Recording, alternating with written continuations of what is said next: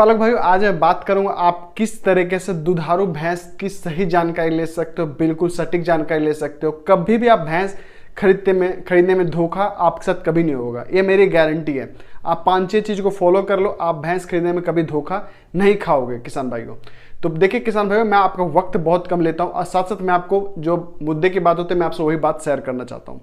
किसान भाई देखिए, आप जब भी भैंस मंडी से खरीदते हो या कहीं से दलाल के पास खरीदते हो, किसी किसान के पास भैंस खरीदते हो, आप भैंस अगर खरीदने जाते हो उनके अंदर क्या क्या गुण होने चाहिए।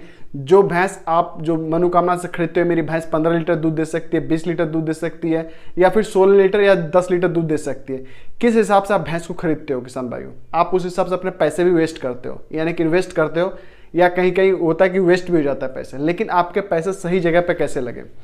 आप जब भी किसान भैंस खरीदने जाओ, सबसे पहले आप कुछ मत करो, उसकी सीधा पूंछ पे ऊपर ध्यान दो। बाकी ध्यान थान लेवटी गादी पे ध्यान मत दो, सीधा उसकी पूंछ को ध्यान दो। आप जब मान लो आपने इस पूंछ को पकड़ा, पूंछ को जब इस तरीके से मोड़ोगे किसान भाइयों, पूरी फ्लेक्सिबल है, समझ जाओ, और पूरी रबर की तरह आपके हाथ में उसका पूंछ आ जाएगा नीचे से। तो किसान आप समझ जाना, ये भैंस दुधारू भैंस है। ये बिल्कुल सटीक और सही जानकारी किसान भाइयों। जितनी लचीली पूंछ होगी उतना अधिक दूध देने की क्षमता भैंस रखती है। ठीक किसान भाई, दूसरा बात किसान मैं आपके साथ बताना चाहूंगा, चमड़ी। जो भैंस की चमड़ी होती है बिल्कुल पतली होनी चाहिए किसान भाइयों, एकदम बिल्कुल पतली और शाइनिंग होनी चाहिए चमड़ी। आप समझ जाना कि हाँ, ये भैंस बहुत ही अच्छी दुधारू भैंस है। ठीक है किसान भाइयों।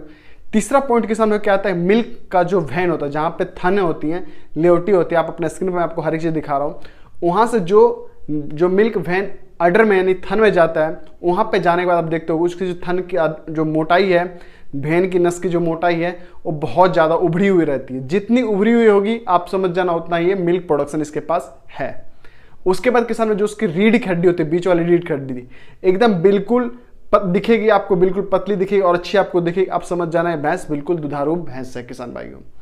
अब बात करते हैं किसान भाई उसके अडर के साइज में बात करते हैं किसान भाई। देखिए, अडर के ऊपर जब हम बात करने जाते हैं तो सबसे पहले चीज सोचते हैं कि इस किसान ने दूध निकाला है कि नहीं निकाला है, इस किसान ने दिन में दूध स्टोर किया इसका या शाम में दूध स्टोर किया, किस तरीके से स्टोर किया दूध, या दलाल 1-2 दिन से उसका दूध नहीं निकाल रहा है, इस वजह से उसका थन सूझा हुआ है। आप बहुत तरह से आप साइंस लगाते हो और सही बात अनुभव आप करते भी हो। अगर जिस पशु का थन जिस टाइम आपने मिल्क दूध आपने निकाल लिया भैंस का, उसके बाद सेम जैसे मान लो इतना सूजा हुआ है, इतना थन निकला हुआ है, अब मैंने पूरा दूध निकाला, वो धीरे धीरे क्या हुआ एकदम बिल्कुल फ्लेक्सिबल हो जाएगा, यानी कि दोनों उसके पैर आपस में थन के बीच में से चिपक जाएंगे।